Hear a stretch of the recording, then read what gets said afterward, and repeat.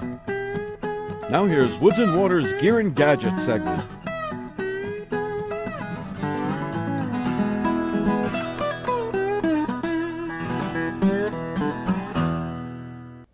Hi folks, I hope you're enjoying the show.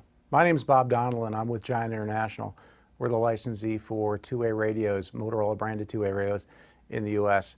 And I want to speak to you just a few minutes about two-way radios, and in particular why these are a better tool for you when you're out there hunting deer than cell phones. If you think about cell phones today, most people use them in the woods and they text message from themselves to other people.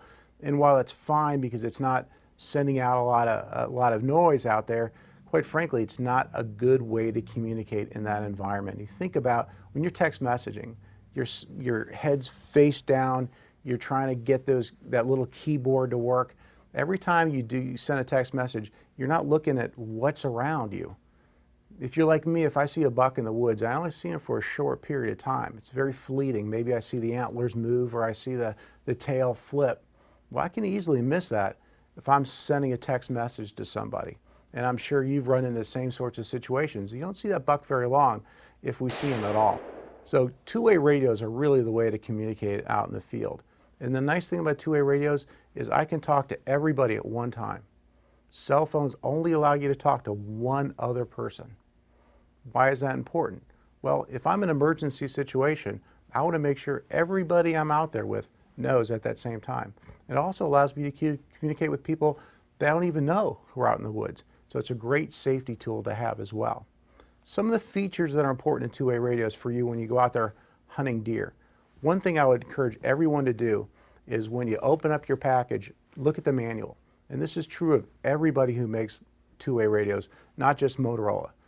Look for the section that talks about Roger beep. And that's that little sound that you hear every time you turn the radio on or press the push to talk button. First thing you want to do is go through the manual, go through the menu, and take that beep off. Every manufacturer allows you to do that.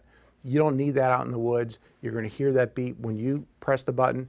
You're going to hear your partners and your friends' beeps when they do it as well. So you want to take that off. The second thing I encourage you to do is find a channel other than channel 1. Less people will be using those channels and there'll be a lot less chatter on your radio. Third thing that I'd ask you to do is get an accessory like this, a headset. It allows you to hear the people talking to you, but it won't broadcast out on the speaker. A couple other features that are great, especially for Motorola two-way radios, would be an LED flashlight, helps you get to your stand in the morning, and also an emergency alert button. When you press this, it sends an alarm out, but also raises the volume up of other Motorola radios. Not only the ones that your friends have, but anybody else out in the woods. So it's a great safety feature to have. Whether it's any two-way radio or particular Motorola, I think that you'll find that this is a great communication and safety tool that you and your friends can take out in the field.